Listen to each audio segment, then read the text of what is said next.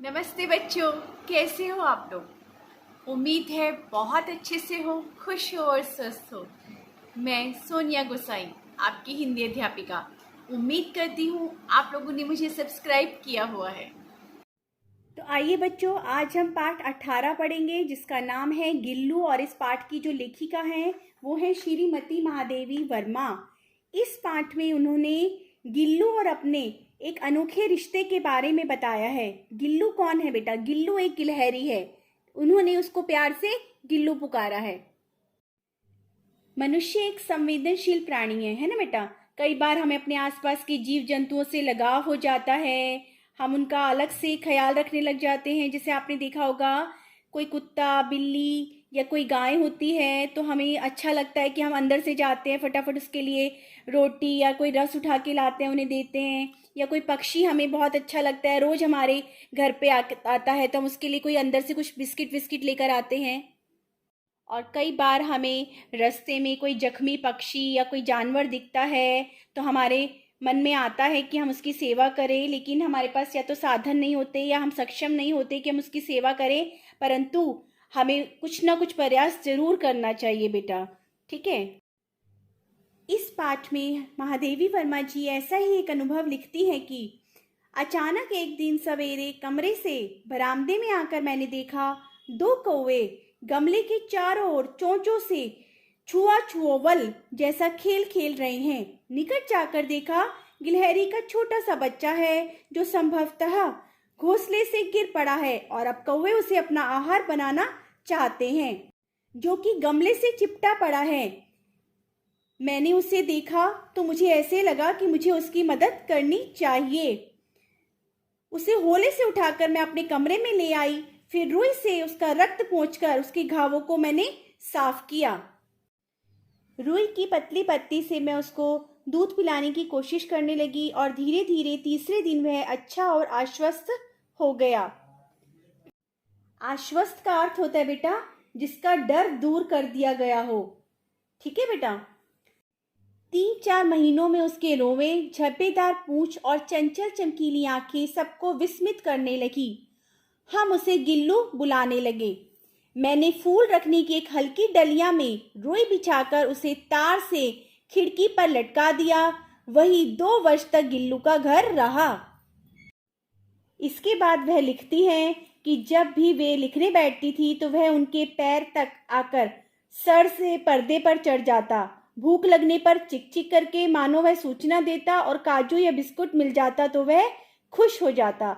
यानी कि वो बता रही है इसमें कि गिल्लू का जो प्रिय खाद्य पदार्थ था वह काजू था। फिर गिल्लू के जीवन का प्रथम बसंत आया और नीम चमेली की गंध उनके कमरे में आने लगी। यानी कि बाहर जो फूल पौधे थे उसकी जो खुशबू थी वो उनके कमरे में आने लगी। बाहर की गिलहरियां भी खिड़की पर आकर चिक चिक करती तो गिल्लू अपनेपन से बाहर झांकने लगता। तो उन्हें ऐसा लगा कि अब गिल्लू को आज़ाद कर देना चाहिए।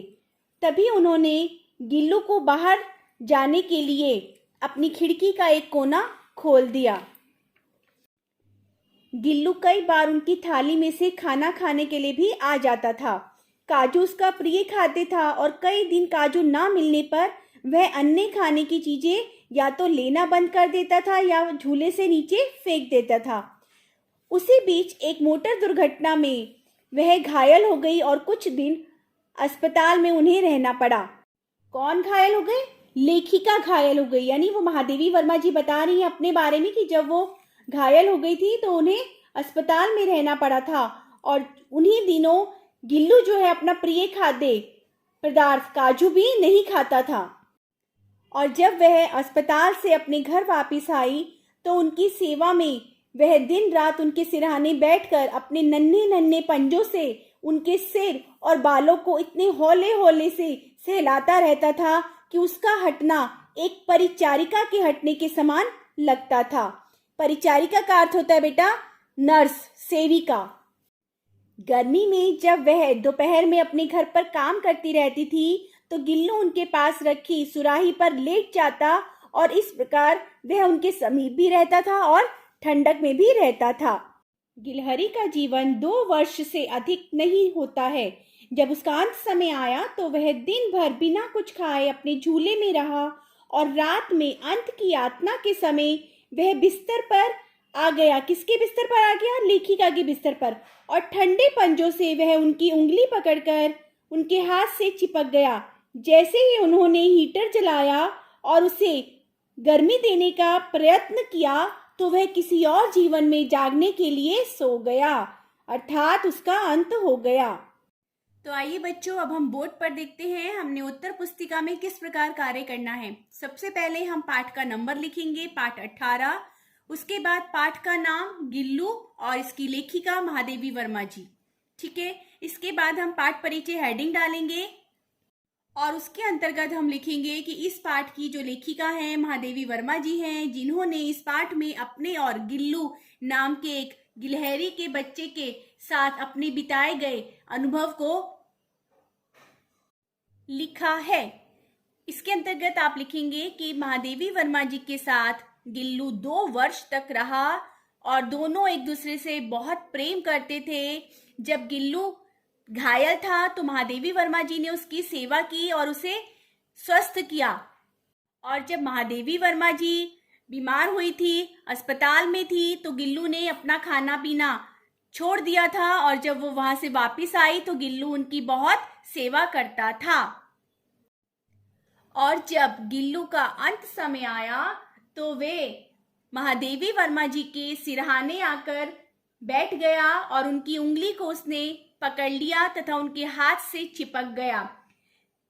उसका शरीर बिल्कुल ठंडा पड़ गया था। महादेवी वर्मा जी ने हीटर जलाकर उसे गर्मी देने की कोशिश की, परंतु वह नए जीवन में जागने के लिए हमेशा के लिए सो गया। आइए बच्चों, अब हम बोर्ड पर देखते हैं प्रश्नोत्तर। पहला प्रश्न है यहाँ पर, कौवे गमले के चारों ओर क्या कर रहे थे? इसके उत्तर में आप लिखेंगे, कौवे गमले के चारों ओर गिलहरी के बच्चे को चोंच मारकर घायल कर रहे थे। अगला प्रश्न है, लेखिका ने गिल्लू का उपचार किस प्रकार किया? तो इसके उत्तर में आप लिखेंगे, लेखिका ने गिल्लू के घाव को रुई से साफ किया तथा उसके बाद उसे मरहम लगाया।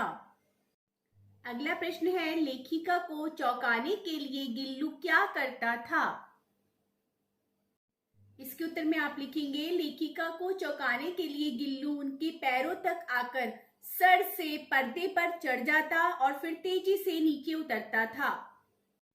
अगला प्रश्न है, गिल्लू ने लेखिका के निकट रहने तथा गर्मी से बचने का क्या उपाय ढूंढा? इसके उत्तर में आप लिखेंगे, गिल्लू लेखिका के निकट रहने के लिए उनके पास रखी सुराही पर लेट जाता था। अगला प्रश्न है, गिल्लू के जीवन का प्रथम बसंत आने पर लेखिका ने क्या किया? तो इसके उत्तर में आप लिखेंगे, गिल्लू के जीवन का प्रथम बसंत आने पर लेखिका ने अपनी खिड़की की जाली का कोना खोल दिया और गिल्लू को बाहर भेज दिया। अगला प्रश्न है, लेखिका को अस्पताल में क्यों रहना पड़ा? उन दिनों गिल्लू क्या करता था? तो इसके उत्तर में आप लिखेंगे, लेखिका को मोटर दुर्घटना के कारण अस्पताल में रहना पड़ा और उन दिनों गिल्लू अपना प्रिय खाद्य पदार्थ काजू भी नहीं खाता था। अगला प्रश्न है हमारा, गिल्लू की जीवन यात्रा का अंत किस प्रकार हुआ? इसके उत्तर में आप लिखेंगे कि जब उसका अंत समय आया तो उसने खाना पीना छोड़ दिया और झूले से उतरकर वह लेखिका के बिस्तर पर आकर बैठ गया। ठंडे पंजों से उसने उनकी उंगली को पकड़ा और उनके हाथ से चिपक गया। लेखिका ने हीटर जला के उसे गर्मी देने का प्रयत्न किया, परंतु वह दूसरे जीवन में जागने के लिए सो गया। अगला प्रश्न है, गिल्लू इनमें अपवाद था, लेखिका ने ऐसा क्यों कहा? इसके उत्तर में आप लिखेंगे, लेखिका के पास और भी जानवर रहते थे, परंतु गिल्लू अपवाद इसीलिए था क्योंकि वह उनकी थाली में से खाना खाता था। अगला प्रश्न है, भूख लगने पर गिल्लू उसकी सूचना कैसे देता था? तो इसके उत्तर में आप लिखेंगे, भूख लगने पर गिल्लू चिक चिक की आवाज करके सूचना देता था। तो आइए बच्चों, अब अगला क्वेश्चन देखते हैं। अगला प्रश्न है हमारा, आशय स्पष्ट कीजिए। प्रभात की प्रथम किरण के स्पर्श के साथ ही किसी और जीवन में जागने के लिए वह सो गया। तो इसके उत्तर में आप लिखेंगे कि इन पंक्तियों का आशय है कि प्रभात की प्रथम किरण माने सुबह की पहली किरण के साथ ही वह नए जीवन में जागने के लिए सो गया, अर्थात वह मर गया। अगला प्रश्न है अभ्यास कार्य का। निम्नलिखित शब्दों के दो दो पर्यायवाची शब्द लिखिए। यहाँ पे शब्द लिखे गए हैं बेटा, उसके हमें पर्यायवाची शब्द लिखने हैं। पहला है प्रभात। प्रभात के पर्यायवाची शब्द है सुबह और प्रातः है। दूसरा शब्द है यहाँ पे गात। गात का अर्थ होता है शरीर या फिर देह। अगला है आंख। आंख शब्द का पर्यायवाची होता है नेत्र और नयन। इसके बाद है फूल। फूल शब्द के पर्यायवाची कौन से होते हैं? पुष्प, सुमन। इसके बाद है शब्द हमारा पानी। पानी के पर्यायवाची होते हैं जल, वारी। अगला शब्द है मुक्ति। मुक्ति का अर्थ होता है छुटकारा या फिर रिहाई। तो आप दोनों ये पर्यायवाची में लिखेंगे। इसके अलावा भी अगर आपको कोई किसी अन्य शब्द का पर्यायवाची याद है तो आप वो लिख सकते हैं बेटा। तो ये हमारा अभ्यास कार्य यहीं पर समाप्त होता है। प्रश्न उत्तर आपको कॉपी में करने हैं, लेकिन अभ्यास कार्य जो है आप वो पुस्तक में ही करेंगे बेटा। आशय स्पष्ट भी आप कॉपी में करेंगे। और इसके अलावा आपको कोई भी दिक्कत परेशानी होगी तो आप मुझसे वेबएक्स क्लास में या फिर कमेंट बॉक्स में पूछ सकते हैं। धन्यवाद।